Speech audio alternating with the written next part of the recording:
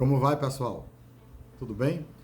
No primeiro vídeo sobre a doença de Hashimoto, nós conversamos um pouco sobre a prevalência dela e terminamos conversando sobre os 3 pilares que sustentam a doença de Hashimoto.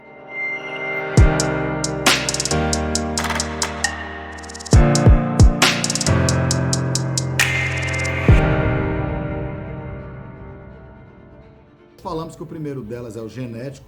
Evidentemente, para você ter uma doença imunológica, para você ter uma doença autoimune, você precisa ter a colaboração genética, e que os genes envolvidos eram os genes FOXP5, os genes PTPN22 e os genes HLA-DR1, 2, HLA-DR1, 2 e 3. Além disso, outros genes podem estar envolvidos, como genes, por exemplo, da doença celíaca, que é o DQ2 e o DQ8, e outros genes de outras doenças autoimunes. Portanto, a avaliação genética é importante, mas não é imprescindível, e além do mais, a genética pode ser, como a gente vem falando ao longo do tempo, ao longo de muitos vídeos, a genética pode ser modificada pela epigenética. O segundo pilar da doença autoimune, dessas a doença de Hashimoto, é o leaky gut. O leaky gut é um aumento, é uma presença da permeabilidade intestinal. E essa permeabilidade intestinal faz com que substâncias inadequadas,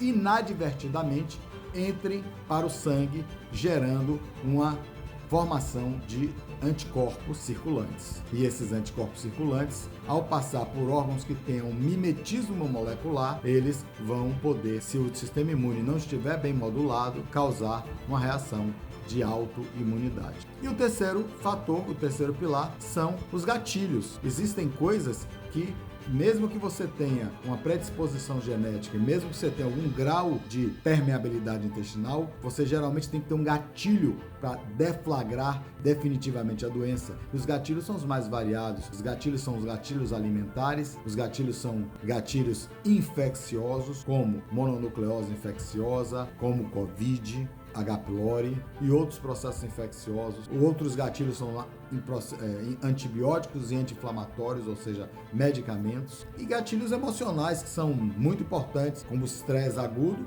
e o estresse crônico. Quando a gente vai fazer a avaliação da doença autoimune, da doença de Hashimoto, nós temos que estar muito presentes na nossa cabeça que esses 3 gatilhos, que esses 3 pilares devem ser reparados para que nós tenhamos uma melhora da sintomatologia.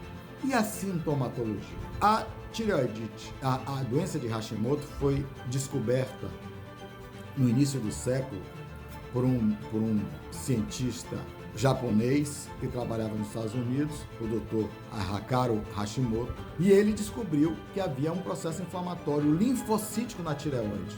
Daí houve o nome de tireoidite, que era um processo inflamatório de Hashimoto, em homenagem ao cientista. Por muito tempo achava-se que era um processo só e apenas, tão somente apenas da tireoide.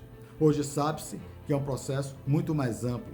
Na verdade, a tireoidite de Hashimoto faz parte de um pool de processos inflamatórios autoimunes que acontecem em muitos órgãos do corpo.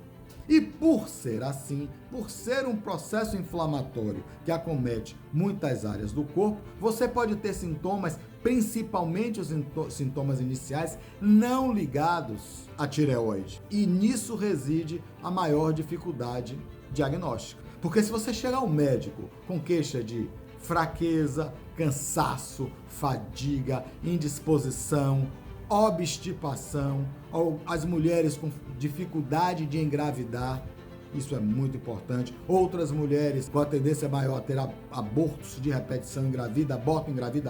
Quando vai ao médico com essas queixas díspares, o médico não vai associar isso imediatamente a uma patologia da tireoide e muito menos a uma patologia autoimune. Ele vai fazer toda a sua avaliação, mas não é infrequente você ser diagnosticada como está passando por um processo de estresse muito grande, até porque os exames vão estar normais, E você, por conta disso, ser encaminhado às vezes até a um psiquiatra e sair com Rivotril receitado. Você acha que esse Rivotril vai melhorar a sua doença ou vai agravar o problema? Vai agravar o problema. Então, o médico, como ele tem pouco tempo para fazer a anamnese de uma maneira geral, pouco tempo para atender nesse sistema caótico de medicina que nós temos, ele vai pedir uma série de exames. Se você der a sorte de, nesse escopo de exames, ele tiver pedido os anticorpos antitireoidianos, o anti-TPO e o antitireoglobulina, e esses anticorpos estiverem elevados, como acontece na maioria das vezes,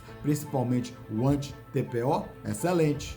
Ele vai dar o diagnóstico de que há um processo autoimunitário na tireoide. Mas, se você der o azar, ou, desculpe, muito pelo contrário, se você tiver a sorte de ainda ter tireoide com funcionamento normal, com o TSH normal, o T3 e o T4 normais, pode ser que seu médico peça para você aguardar e depois, se os sintomas piorarem, você volte para fazer o tratamento da tireoide, por ser sua tireoide ainda está controlada.